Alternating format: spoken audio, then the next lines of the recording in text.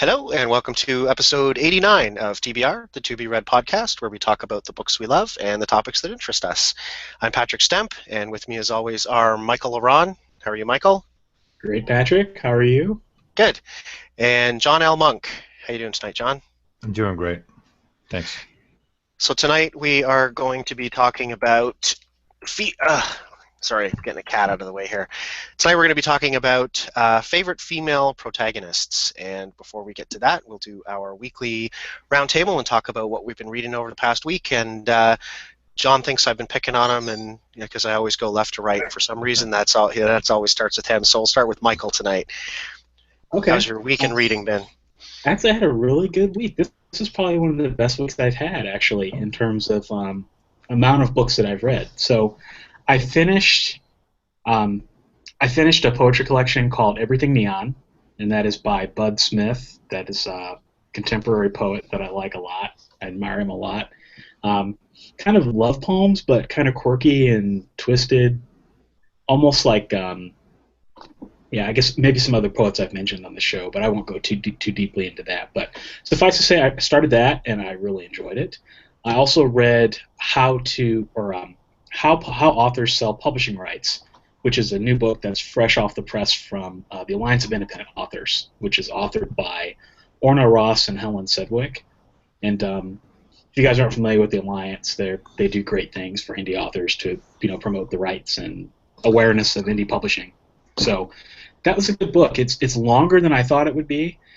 It's basically everything you need to know about rights, copyright, how authors sell rights, how to negotiate those rights, all the different kind of rights that there are, like so much that it kind of made my head hurt at times because it was so informative. But Helen Sedgwick wrote the Self-Publisher's Legal Handbook last year. I don't know if you guys have read that, but she's an attorney, and she's very knowledgeable, and she presents the information in a way that I think is very helpful to kind of have that attorney view. So I read that. I really enjoyed it. I tore through that in about a day.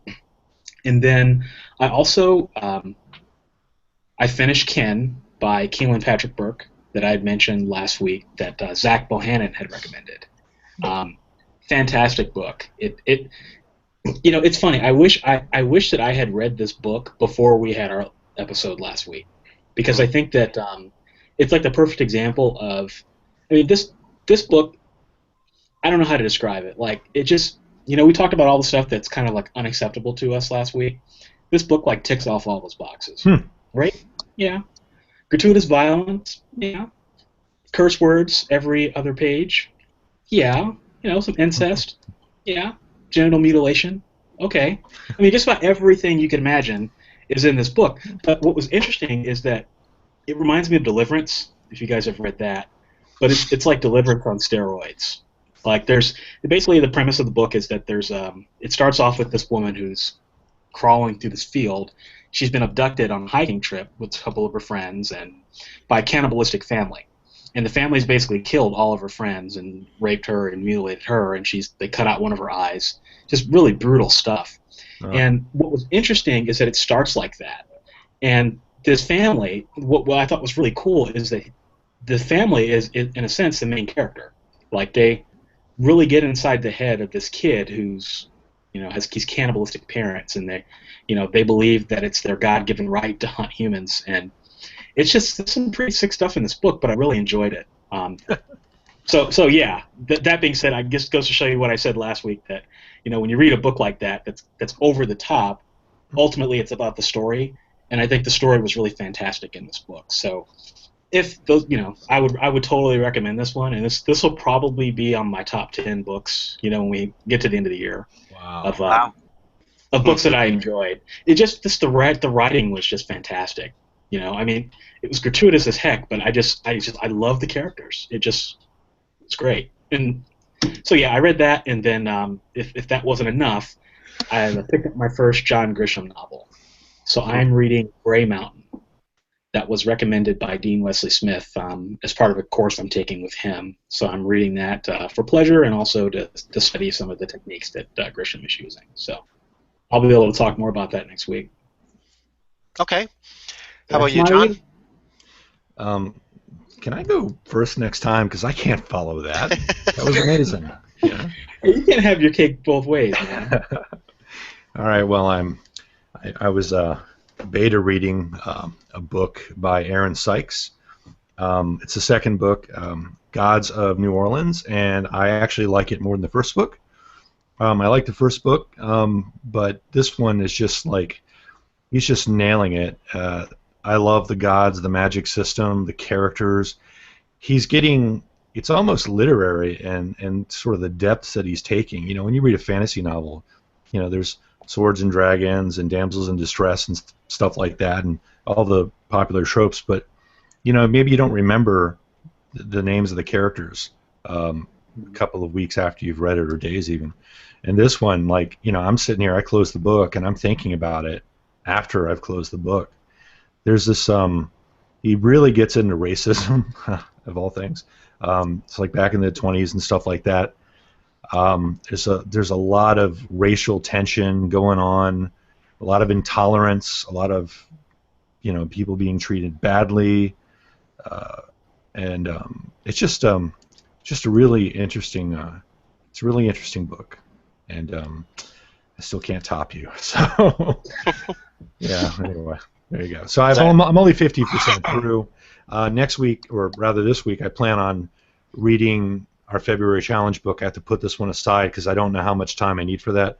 I'm really, really busy writing right now. I'm almost done with this post-apocalyptic book I've mentioned a few times.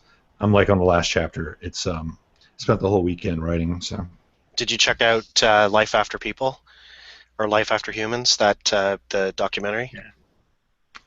No. You know, I did check it out. I went looking for it and I couldn't find it on Amazon. I did the search function and I didn't see it. We stream all of our stuff. Mm. Maybe I typed it wrong. I put like Life After Humans if it was Life After People, or People if it was After Humans, but I couldn't find it. I don't think it's available for streaming, because I think I looked for it last year and it wasn't there. So yeah, it is available on DVD. There's 2 seasons. I think I've only seen the first season. Yeah, that's a great show.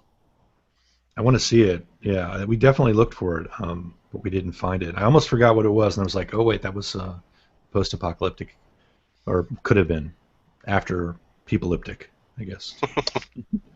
So is that your reading for the week then? Yes, I think it was. Okay. Yeah.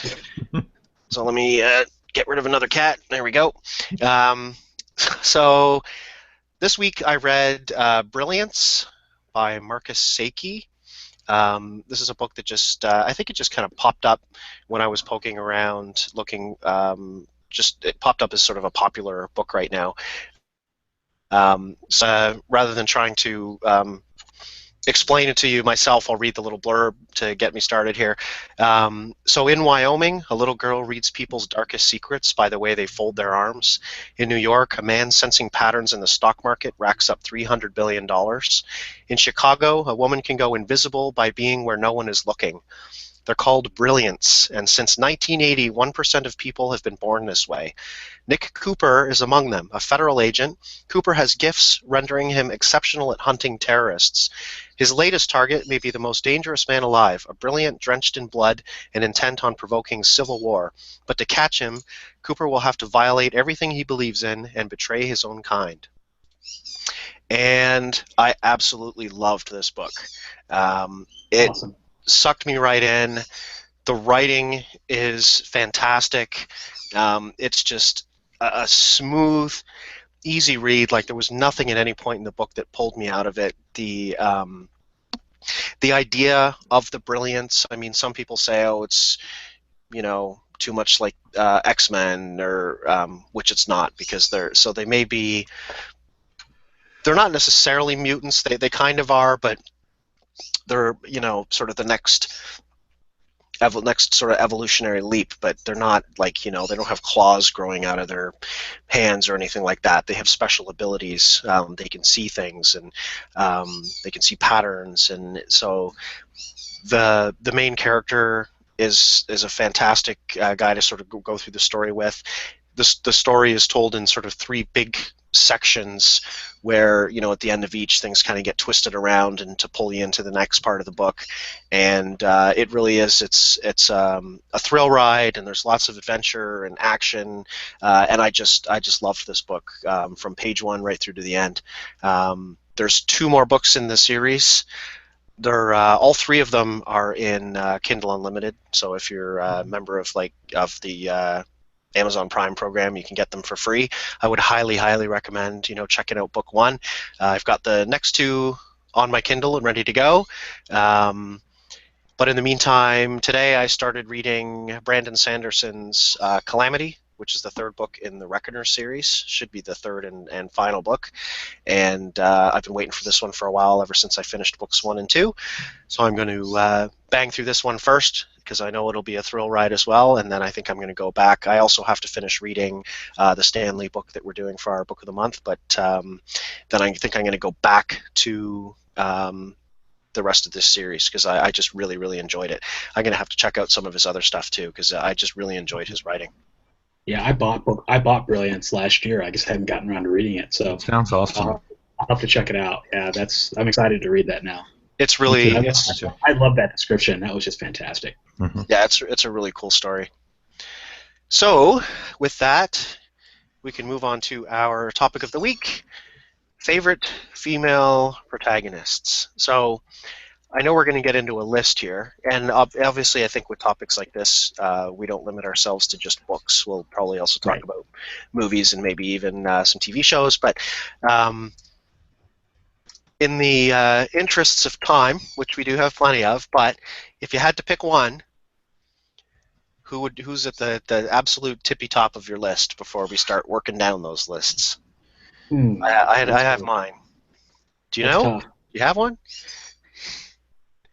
Yeah. I'll go first. Michael's thinking. So for me, it has to be Sigourney Weaver as Ripley in Alien and Aliens. I grew up adoring and watching those movies over and over and over again. I still love Sigourney Weaver. But Ripley was a very strong female protagonist. I absolutely loved those movies. I loved her in them, and so she's definitely at the top of my list. What about you, John? Do you have an absolute favorite? I'm going to go with Tracy Lords. I'm just joking. Okay. I'm only kidding. For movies, television or whatever, I would say Jessica Jones. It's kind of recent for me to be saying Jessica Jones, but it's like out of all the movies I saw, but that's the one that I really like, at least recently. Sigourney Weaver, yeah, obviously, that was a great movie, and she had a great part. Also, The Silence of the Lambs. Forget her name, but Clarice Starling. Yeah, she was on my list. Yeah, but as far as books are concerned, I would have to say Lisbeth Salander, actually. I thought about her, but she's not really the protagonist, right? She kind of is, though. Now they both share sort of. The other guy is a little bit sort of up, whatever his name was. He was sort of higher than her, I guess. But we spent a lot of time in her head, or running around with her. And for anyone who doesn't know, that's the girl with the dragon tattoo. Okay. Yeah, I mean, it's called The Girl with the Dragon Tattoo also, so she gets a little credit for that, for being a protagonist, in my opinion. So, Michael, did you think of... Oh, good. Yeah, I'm going to go with... Honestly, it's kind of hard, because I like all of these protagonists equally. No single one springs to mind. Like, if you asked me what my favorite male protagonist would be, I probably would have the same response. But I have to go with Little Women. The March Sisters from Little Women by Louisa May Alcott. And have any of you guys read that? No. Okay. It's classic literature. It's written in the late 1800s. It's about a family of sisters who are basically just going through life. It kind of reminds me a little bit of what's the name of that one that Amy Teagan talked about all the time? I can't think of the name. Anne of Green Gables.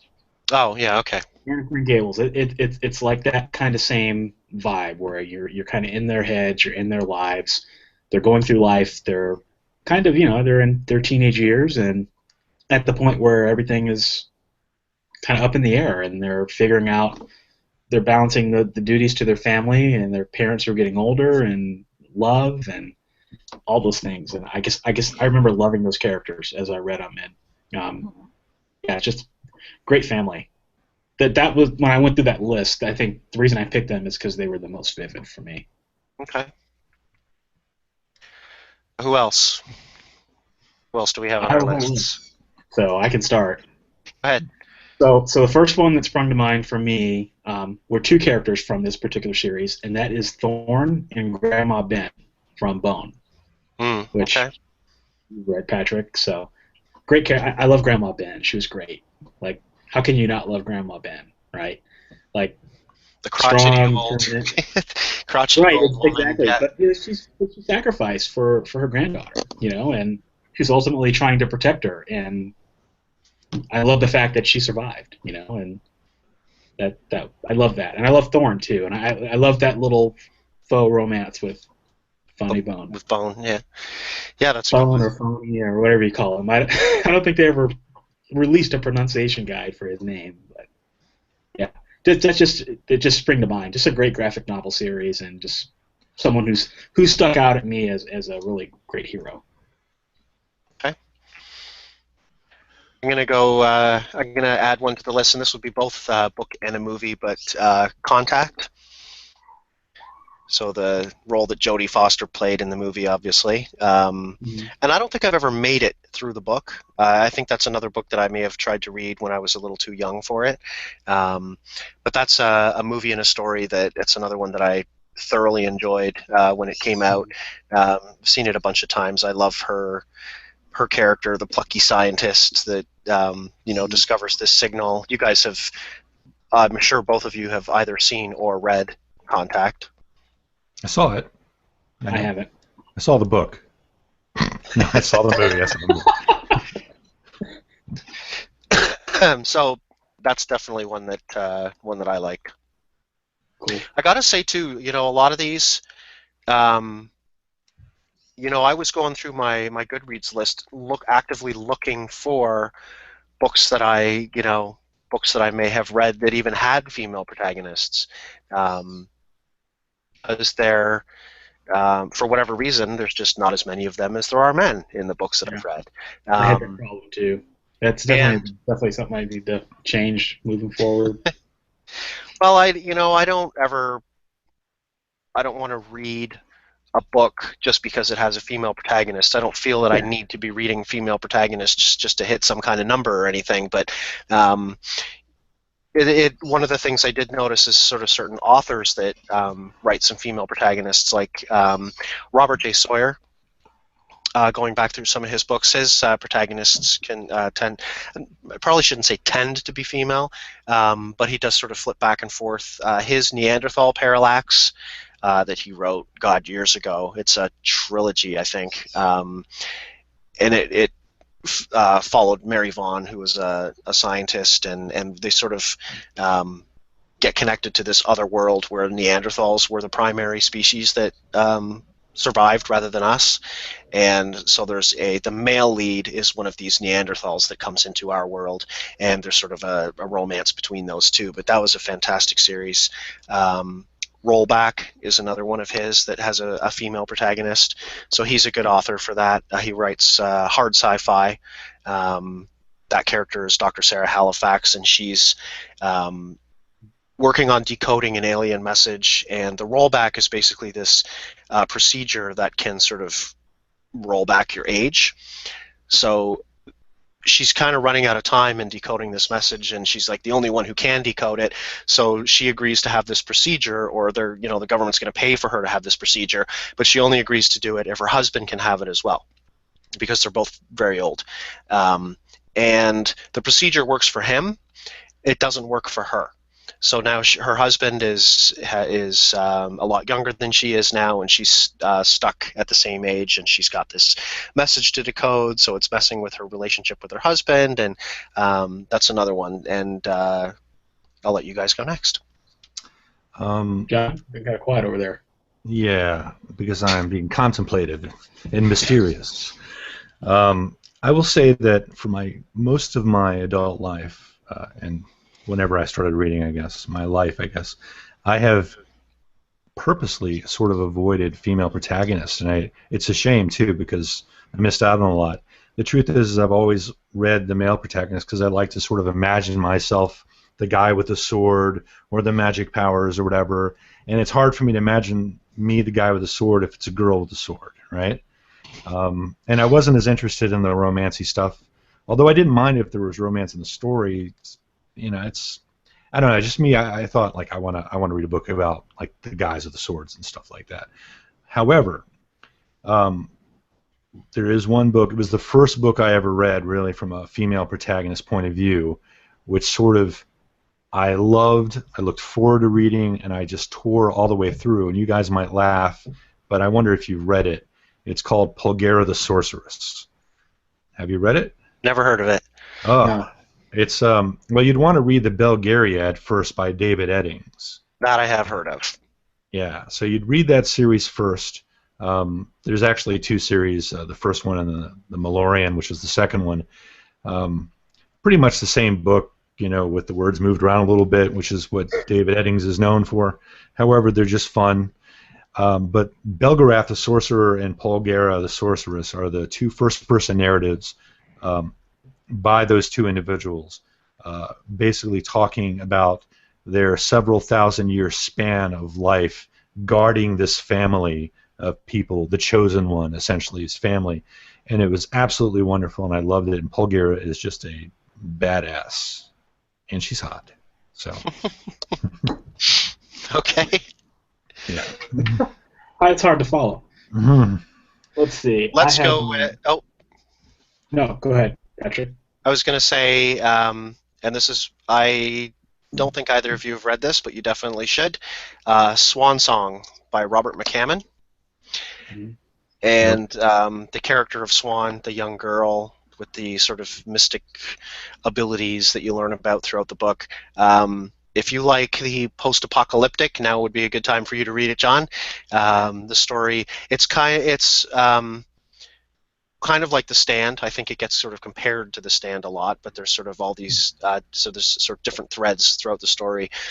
Spans quite a few years, and it's happens after a nuclear apocalypse, basically, and all the people trying to kind of put things back together, put the world back together, and living in this world of ashy snow and dead crops, and there's the sort of mystical elements of it, and that's a great book with some focus on a female protagonist. Yeah, it sounds really good. It's a I've long, it's a big one, like not quite as big as The Stand, but it is definitely a long one, and heard of it. well worth it. Yeah, you mentioned that a lot. I'm gonna have to read that one at some point. But I had another graphic novel one for me, and that is Alana from Saga. So I had her on my list too. Yeah, great. I love her character. Just just I guess there's not much to say other that we haven't discussed already in terms of the virtues of why we like the story, but I just really identified with her and what they were going through. Every character in that series, male or female, is Outstanding. well fleshed out and just there's just so many of them, and they're all interesting. But she's definitely key. I liked Marco's mom too. Her name escapes me, but I liked her too, and I liked that they kept her around. I thought she had an interesting dynamic. And the lead male's ex-fiance that's kind of chasing them. There's the spider bounty hunter woman. There's just that series is just chock full of amazing characters. Yeah, exactly. Yeah, totally agree. So that was the next one on my list. I got one, and you may have read it. It's a very famous series. I'll start with saying Dorothea Senjak. Ring any bells? Okay, Nope. then I'm going to say. I don't know yet. Then I'm going to say The Lady. What is it called? Okay. Now I'm going to say Black Company. Black Company. I don't know why this stuff is ringing a bell, but I can't place it. Glenn Cook, Black Company. It was a series about a mercenary group called the Black Company. It's like It's like a major deal. At least it was to me. I don't know. I see it everywhere when I'm looking at list of the greatest fantasy books ever. You see Rothfuss, whatever his name is, and you see, Dresden or, Belgariad. You see Anne McCaffrey, and you see Glenn Cook's Black Company. The lady is a super powerful sorceress living in the North. She's almost godlike, and her husband's in prison underground, and he better not come back out. And she's really lonely, and she's very lovable and beautiful, and she eventually, stops being a bad person, becomes a good person. That's the whole sort of plot arc of one of the books in the Black Company series. Yeah, it's actually, what's funny? It's a really well. It's not a well written series. It's like clunky, right? The writing is like, wow, it's like that got published, but the story is so darn good that you eventually the writing becomes a little bit invisible, and you can love it. Yeah, which is weird. Awesome. What about you, Patrick? I'm going to pull another movie out and say that I really enjoyed Sandra Bullock in Gravity. Have you guys seen it? Yeah, that was good. This past weekend I had the choice of watching Interstellar or Gravity, and I watched Interstellar, and I was like, I should have watched Gravity. That might have been on my list. Yeah, I've said this before, but I don't think I'll ever watch a 3-hour movie again. It's just there's not enough hours in the day to put into a movie like Interstellar, however good it is. I just don't have the time. But Gravity was fantastic. Yeah, Interstellar, like most Ridley Scott movies, I mean, it made you think, but I wouldn't watch it again. I loved them both. I really liked Interstellar. I've seen it twice. I had 6 hours to devote. It was great. It was a great movie. Don't get me wrong. It just was just long as heck.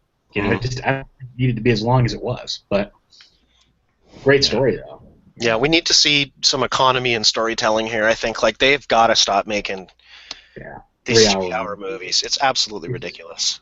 Yeah, I don't get it, especially with science fiction. It's like science fiction already has 2 strikes against it with most people. It's like make it a little bit shorter. Well, what about miniseries? They did. I mean, look, they took The Martian, cut the heck out of it. Yeah.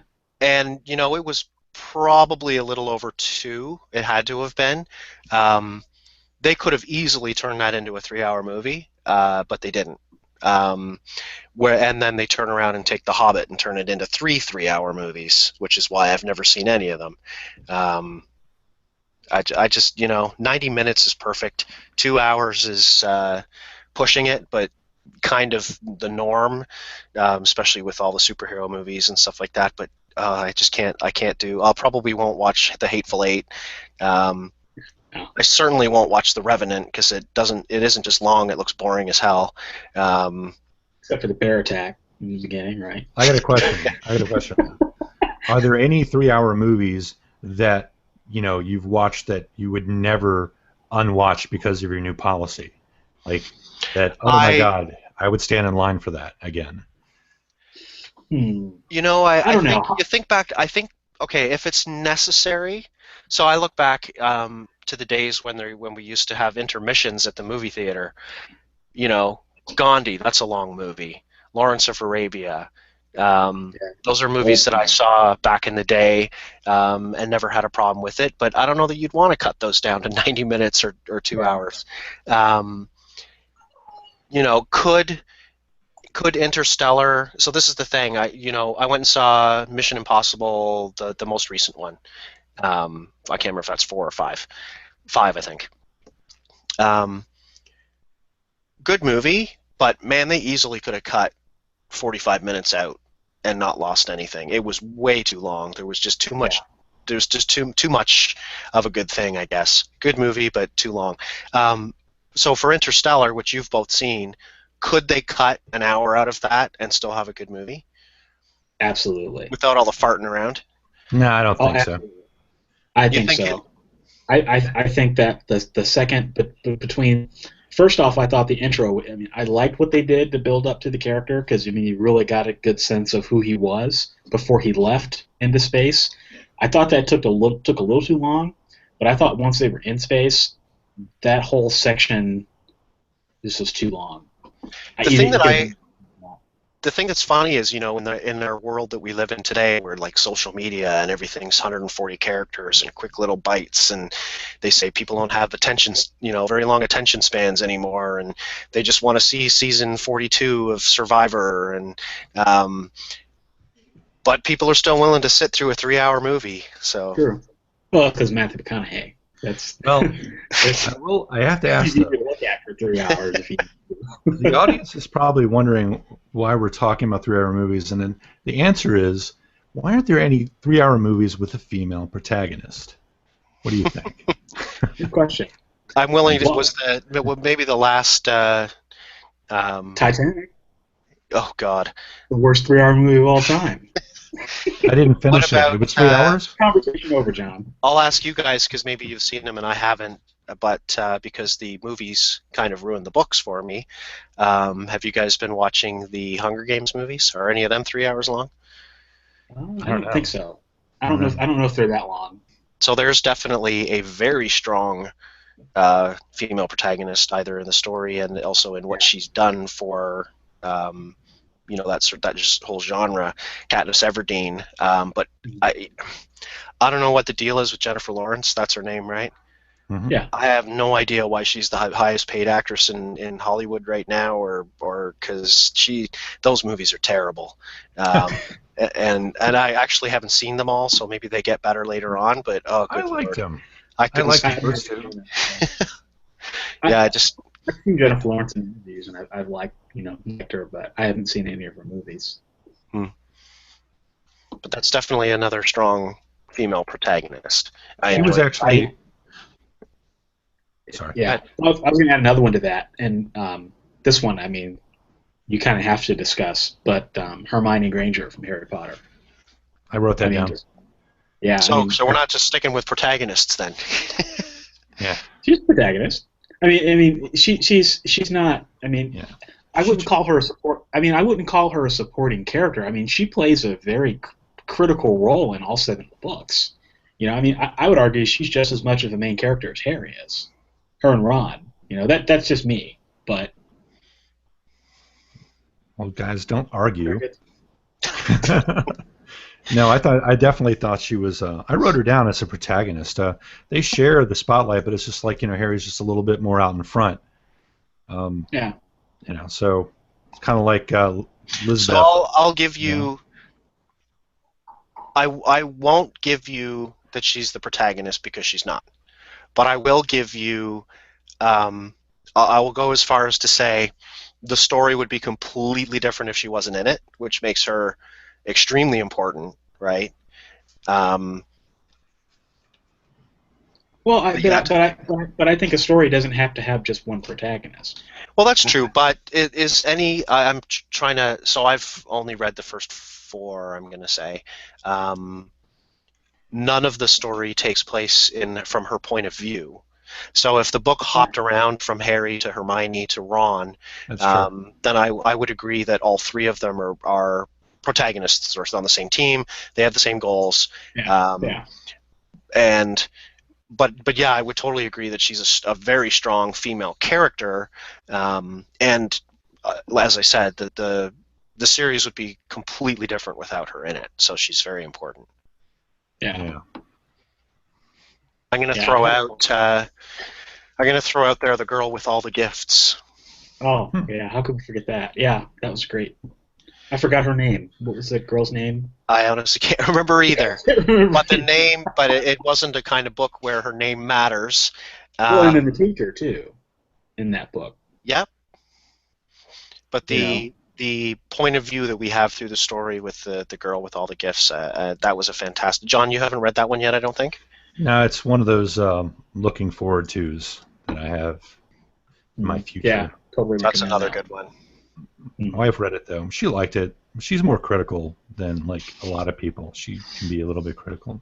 She had some issues with it, but she liked it. I know she liked it. So I'll also throw out Lyra Belacqua from Philip Pullman's His Dark Materials series. Of course. The Golden Compass. Have you read any of them, John? No. I haven't read it either. Don't watch the movie. read the books. It's a great series, and she's a young female protagonist that carries us through all 3 books, and that series is a lot of fun. Have you ever read the Shannara series? I started, but I could never finish it. And then when they did the series on MTV, I said, nope, sorry. This just doesn't look like my kind of book. I think I may have read, I want to say Stones of Shannara, way back in the day. But I haven't read any Terry Brooks of late. Some other series of his, Magic Kingdom for Sale. Yeah, that was awesome. Yeah. Okay. So I have read Terry Brooks in the intervening years, but none of his sort of more serious fantasy, I guess. Well, the Shannara series, all the books are sort of like loosely related. It's like uncles and great grandfathers of the next book, and second 100 cousins removed or whatever in the next book kind of thing. Well, the third book had 2 characters, had Jer and Bryn Ohmsford. And Bryn, and they were equal protagonists, right? According to the Patrick definition, right? So yeah, and she had like tons and tons of power, but she was afraid to use it. And her brother had like a little bit.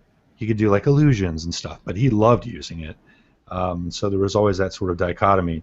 And her and Katniss Everdeen sort of pop up on my most hated protagonists. You like her, but you want her not to be such a wimp with her magic and start blowing stuff away. But years later, I look back and I know exactly why Terry Brooks did it, because her magic could do anything. She could make her magic make the world go away if she wanted to. So she was always afraid to kind of use it. So cool. Here's a question for you, John, that didn't even occur to me until so Michael suggested this topic for this week. Why are there no girls in The Long Walk? Because they're too smart to join The Long Walk. That's why. And you look at the description of the, if you're looking at any plot synopses in that, I mean, it specifically says every year 100 boys go on this long walk, and I mean that had to have been a choice of Stephen King. I kind of wonder if he didn't want to write girls going through all of the terrible things that these boys go through. Anyway, it was just something that. It was a patriarchal society, though. It's patriarchal. It's like very 1950s. If you watch, that's how good the book is. I feel like I watched a movie. But the culture, like the kids were way too intelligent, as if they'd gone to school in the 50s, versus today, where they don't know anything. At least in my opinion. Yeah, it's always funny. That's something that jumps out when I read books like that. You read these kids, and they're like, well, this city is 20 miles up the road, and we're about this far west of us is Topeka, and no kid that age knows geography, like even their local geography like that. Yeah. So you're right. Unless they were educated in a different era, you're right. Yeah. Yeah, that's what I got. I got the opinion, and they were talking about the Germans like attacking places the Germans never attacked, and I got the idea that it was sort of an alternate universe, possibly where the Germans, kind of won, and maybe America is sort of dealing with that and still in control of America. You got this major who's suddenly like a celebrity dictator kind of guy. It's all very macho, and I thought, it was a very kind of male-dominated society sort of back then, last century, and that's just the feel I got from it. Why would girls go on the long walk? It's a manly duty, Yeah, I got probably would have got some flack. I haven't read the story, but sounds like it's pretty violent. It's not. God, yeah. I mean, it's violent in the sense that kids are getting a bullet to the skull, right? I mean, but I get the feeling in thinking back that Stephen King made a conscious decision that he didn't want to write teenage girls, right, living through this kind of violence. That it was okay for boys to go through it, but I mean, maybe we'll never know. But I'm sure it was a conscious decision. It had to be. Yeah. Mm. It would have been called The Delightful Walk if there was girls. Yeah. So. I'm going to throw out a book or a series that I don't think either of you read by Myra Grant. It's the Newsflesh trilogy.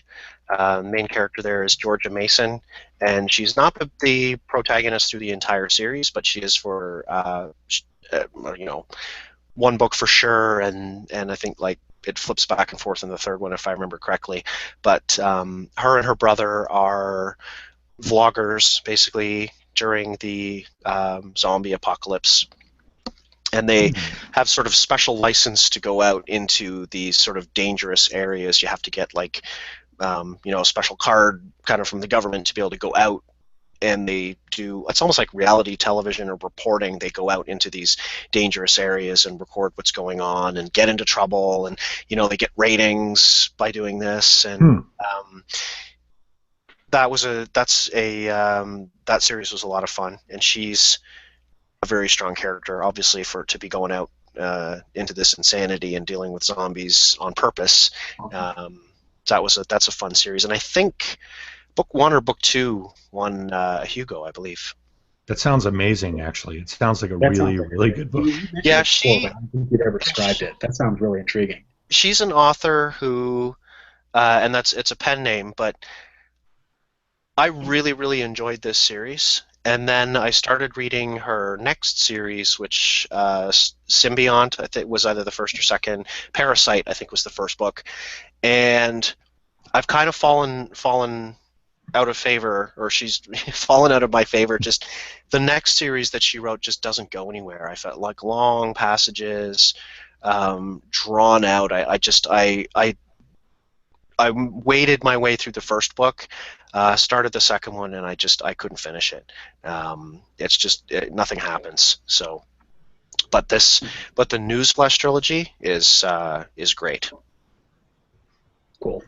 I just had 3 more written down that I can go over real quick. The first was from a video game, actually, and that is Yuna from Final Fantasy X. If any of you guys have played that. No. I've never spent much time. The only Final Fantasy game I've spent much time with was Tactics. Oh, come on. Okay, I'll forgive you for that. But anyway. Don't get me started on Tactics. But yeah, Yuna is awesome. She's a summoner, and basically her father was a summoner as well, and there's this big existential threat called Sin that is basically destroying the world, and she has to gather all these different aeons, which are like summons, monsters that can help fight him, and ultimately sacrifice herself in order to save the world. And she's just a great character, just great character development. And then in the sequel, Final Fantasy X-2, she really starts. She comes out of her shell, and gun wielding and all that. This really nice, shy summoner becomes gun wielding badass. I thought it was pretty cool. And then I had Jade from Beyond Good and Evil, which is another video game reference. You guys have played that? Yeah, I played years ago. Obviously, everyone's waiting for the sequel still. Yeah, I don't know if that's ever coming out. Yeah, that was a great game. That's like one of those sleeper hits. I think just not enough people knew about when it came out. I think if more people had known about that, I think the sequel would have been made by now. I got one. Miss Pac-Man. Yeah. Okay. Those ghosts have nothing on her. I'll counter your Miss Pac-Man with Claire Underwood from House of Cards. That was my third one. I never watched that. She's like Lady Macbeth, but way worse. That's a great show, by the way, if you haven't seen that. Everybody says so. I'm definitely. I still can't believe that's Princess Buttercup. Yeah, I know. It's weird. But she's a great actress, though. Like, she's underrated. So there you go. If you want to talk protagonists, who's the protagonist in The Princess Bride? Is it the princess? Is it Carrie Elways? There's definitely one with I would say they both are in that case, because we're following both their stories, and that's got to be a favorite of mine too. Favorite movie, great characters, amazing. Yeah. And so I would throw out then, to sort of wrap up my list, Jennifer Government in Jennifer Government by Max Berry.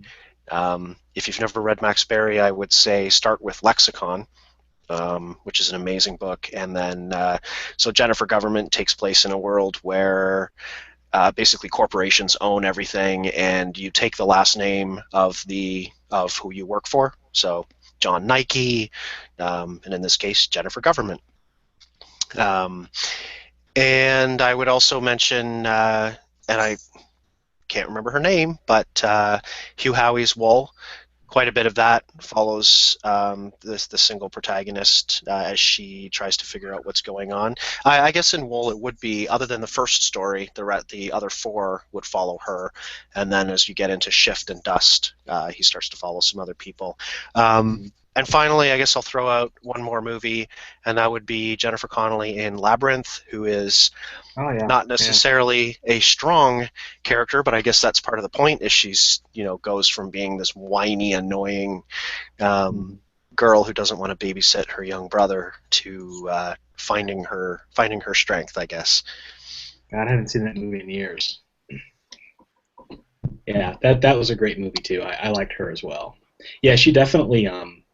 She's definitely one that I thought, maybe wasn't the strongest either, but she definitely grows over the course of the story.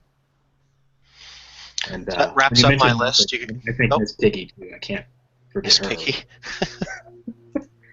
Not that there's any development there. But, yeah. John, you have any last-minute ones you want to throw out? Yeah, I just had one little one. I'm not going to get into it too much. Just Jet from the Russell Blake series. I liked it because she was an Israeli and not a CIA type person, and she's like a Black Ops kind of assassin. I had never read any books like that before, so that's pretty unique from my experience. You guys watch The Blacklist? No. That is, for anybody listening who does watch, I mean, that for me is just such a frustrating show where, like, James Spader is amazing. The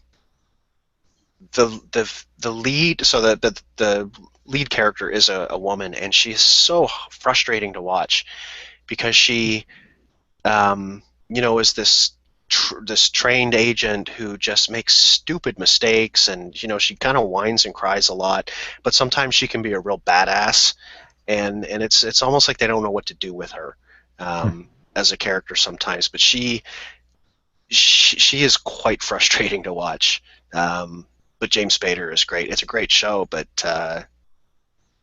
they need to figure out what they're doing with her. She's either strong or she's not, and they haven't figured that out yet, I don't think.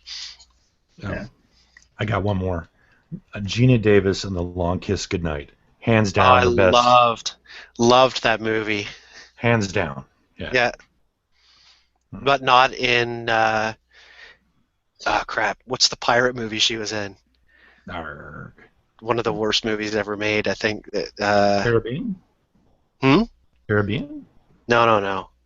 Gina Davis in a pirate movie. Look it up. It's generally considered one of the worst movies ever made. But yeah, The Long Kiss Goodnight, I love that movie. Cutthroat Island? Cutthroat Island, that's it. Don't watch that movie. Or do if you want something. I saw it back in the day. That was pretty crappy. Yeah. So, any last one for you, Michael? Before we wrap it up? I guess Juliana Margulies in The Good Wife. You guys have seen that show? I have not. Yeah. I've heard about it, though, yeah. Great show. It's a great show. There's some great female characters in that show, but Juliana Margulies is great as Alicia Florrick, and then there's a couple other good characters in that series, too, but yeah. I would totally recommend that show. I'm not a legal guy, like lawyers and attorneys and all that, but that was a good show. Okay. I have to check it out. That wraps up our discussion then for our favorite female protagonists. I'm 100% sure that we've missed a whole ton. I'm sure we'll hear about it in the comments. Hopefully we will. If you're out there listening, drop us, let us know who your favorite female protagonist is. And in the meantime, we will talk to you all next week. Have a great week of reading. Talk to you soon. Take care, everyone. Bye-bye.